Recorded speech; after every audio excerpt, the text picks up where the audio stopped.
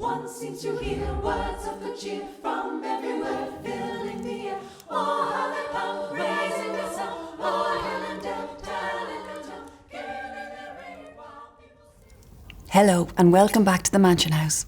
I'm Lisa Hannigan and I'm here to tell you what happens next to mean old Ebenezer Scrooge.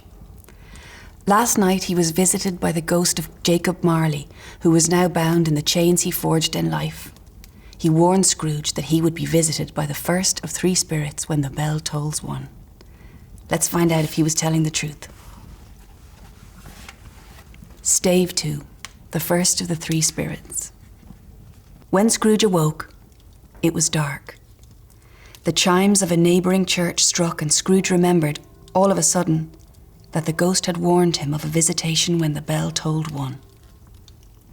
The hour bell sounded, with a deep, dull, hollow, melancholy one. Light flashed up in the room upon the instant, and the curtains of his bed were drawn.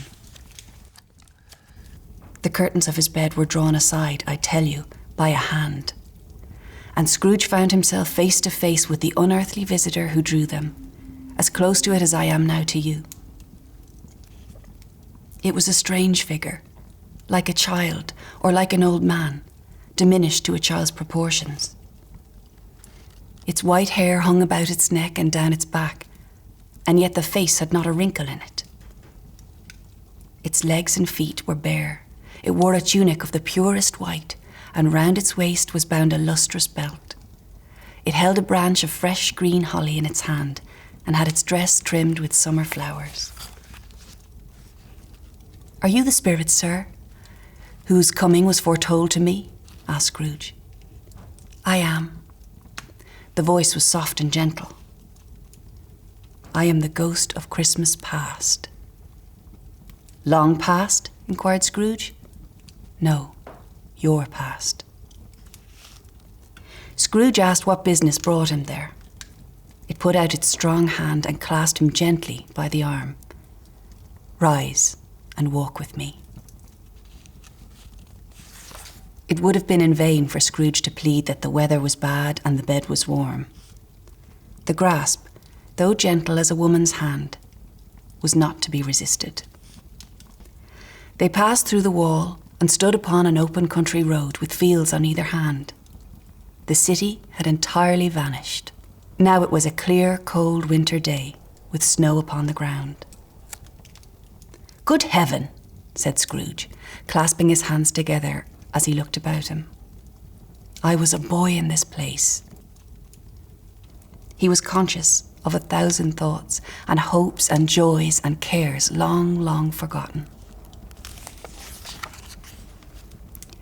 Scrooge wiped away a tear and begged the ghost to lead him where he would.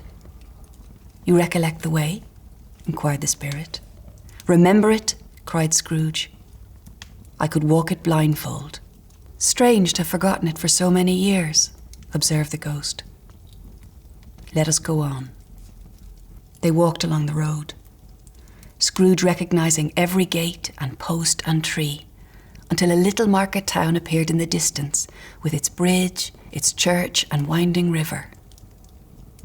Some shaggy ponies trotted towards them with boys upon their backs. All these boys were in great spirits and shouted to each other until the broad fields were full of merry music. "These are but shadows of the things that have been," said the ghost. "They have no consciousness of us." The jocund travellers came on, and as they came, Scrooge knew and named them every one. But why was he filled with gladness when he heard them give each other Merry Christmas as they parted? What was Merry Christmas to Scrooge? What good had it ever done to him?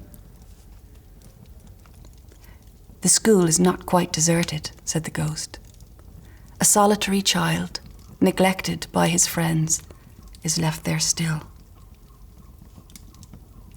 Scrooge said he knew it, and he sobbed.